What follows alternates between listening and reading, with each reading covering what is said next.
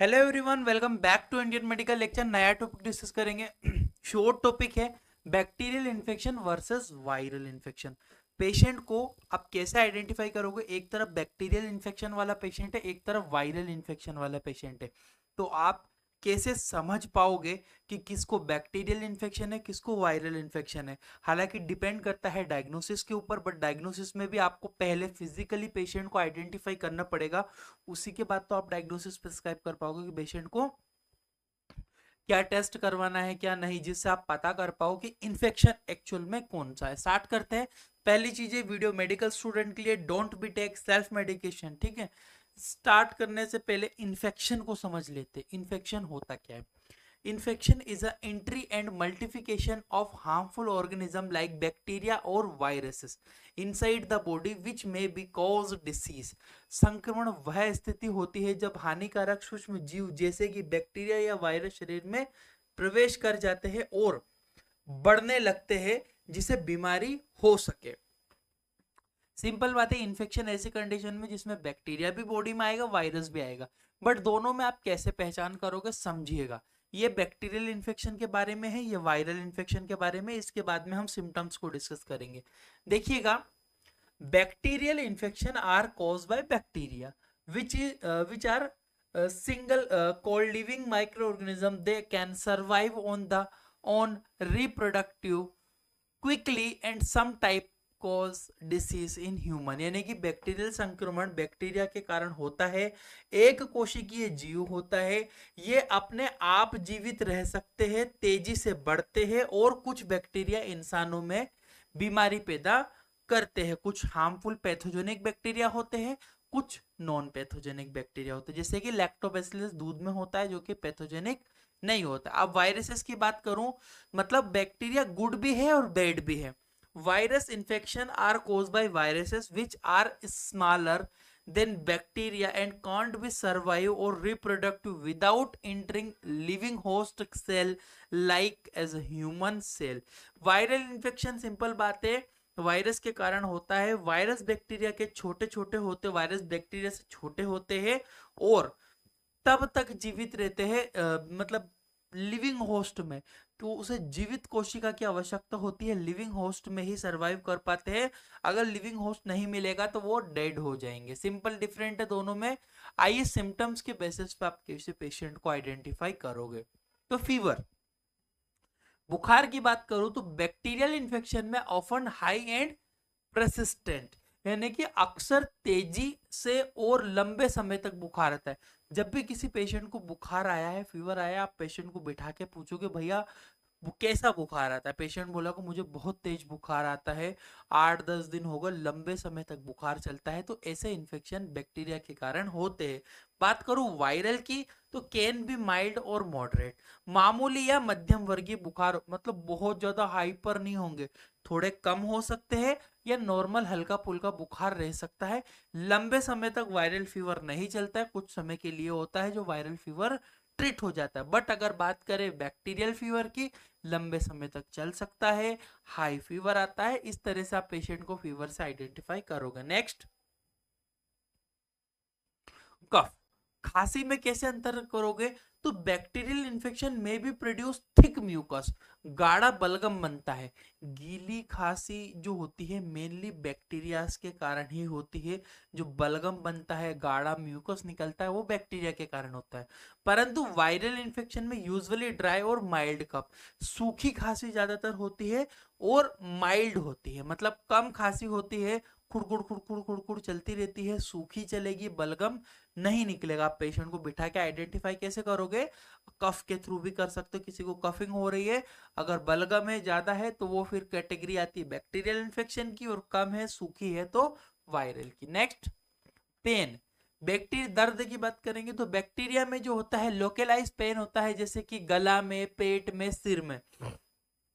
Bacterial infection में गले में दर्द है, सर में दर्द है, मतलब बॉडी में किसी एक पार्ट में दर्द रहता है। वायरल फीवर की बात करूंगा, वायरल पेन की बात करूंगा तो बॉडी वाइड एक्सेस, यानी कि पूरे शरीर में दर्द रहता है, कमर दर्द, अकड़ दर्द, पूरी बॉडी अकड़ सी रही हो, पूरी बॉडी में दर्द से रह रहे हो, ऐसी कंडीशंस को हम वायरल इन्फेक्शन के अगेंस्ट मानते हैं। और बैक्टीरियल में लोकलाइज पेन होता है, किसी एक पर्टिकुलर जगह पे होगा। क्लियर है?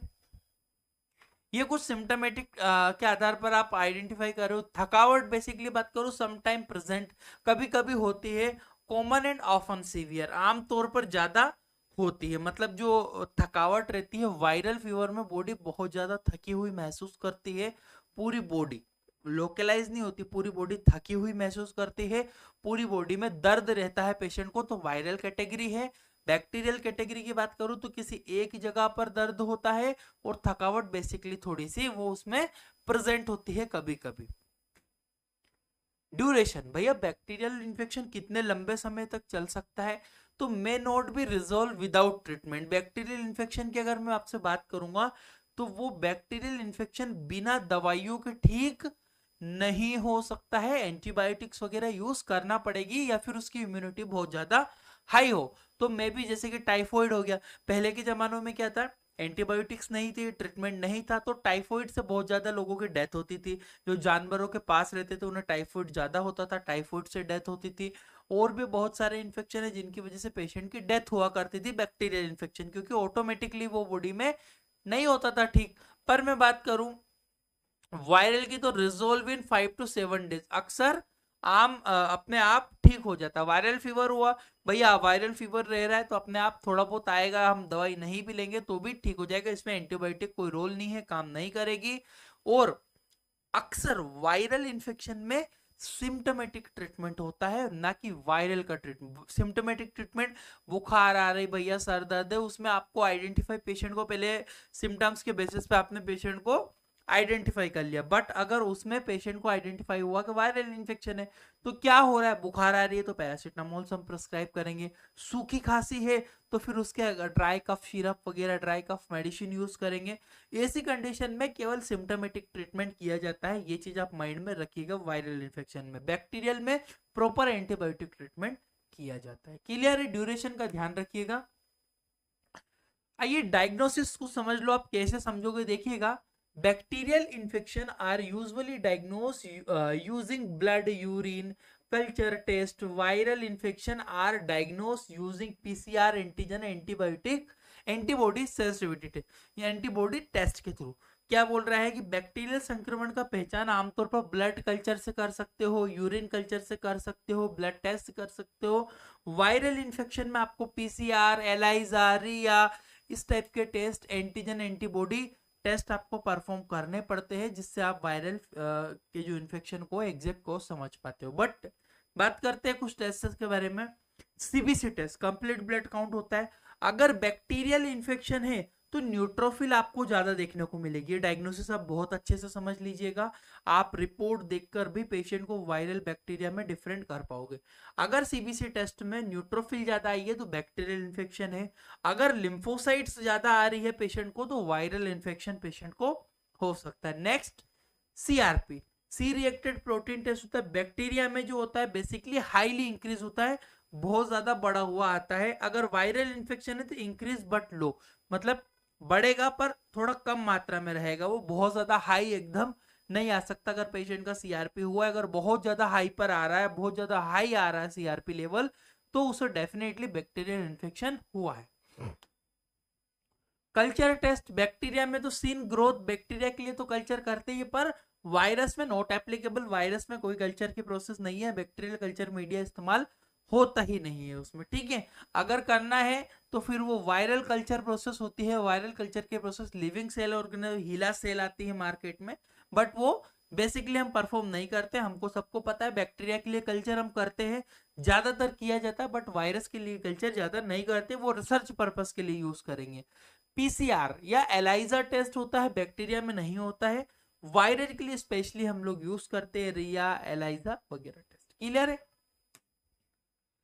ट्रीटमेंट ऑप्शन क्या क्या आपके पास बनते हैं ट्रीटमेंट में? देखो बैक्टीरियल इन्फेक्शन है तो एंटीबायोटिक लाए, एमोक्सिसिलिन, सिप्रोफ्लॉक्सासिन, पेनिसिलिन, बहुत सारी मार्केट में एंटीबायोटिक्स अवेलेबल है, किसी भी एंटीबायोटिक्स का इस्तेमाल कर सकते हो।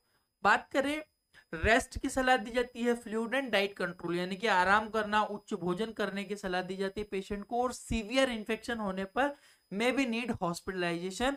अगर बहुत ज्यादा इन्फेक्शन है, घर पे रिकवरी नहीं हो रही है, तो पेशेंट को हॉस्पिटलाइज किया जाना चाहिए। ये बेसिक ट्रीटमेंट बनता है बैक्टीरियल इन्फेक्शन में। वायरल इन्फेक्शन की मैं बात करूं तो नो रोल एंटीबायोटिक, पहली चीज माइंड में रखना, वायरल इन्फेक्शन में कोई एंटीबायोटिक काम नहीं करेगी।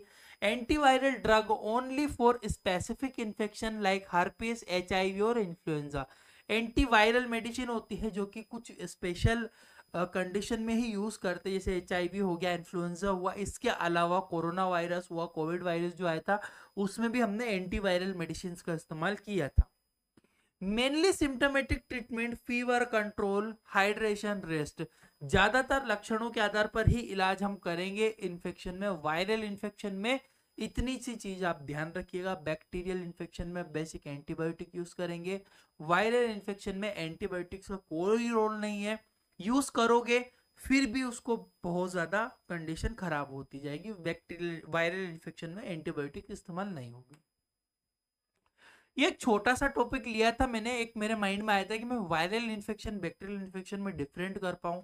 तो याद रखिएगा, डिटेल से पढ़ने के लिए इंडियन मेडिकल लेक्चर हमारा एफ है, डिस्क्रिप्शन कमेंट बॉक्स लिंक से डाउनलोड कर सकते हो। ये सब कुछ आप पढ़ोगे, इसमें बहुत सारी डिटेल, इसमें कोर्स हम देते हैं, मेडिकल की बुक आपको प्रोवाइड करता है प्रैक्टिशनर के रूप में। बेसिक है, पीडीएफ मिलेगी, एप्लीकेशन में मिलेगी, सारी चीजें व्हाट्सएप पे हाई भेजोगे, हम आपको डिटेल भिजवा देंगे। Thank you for watching guys your Indian medical lecture.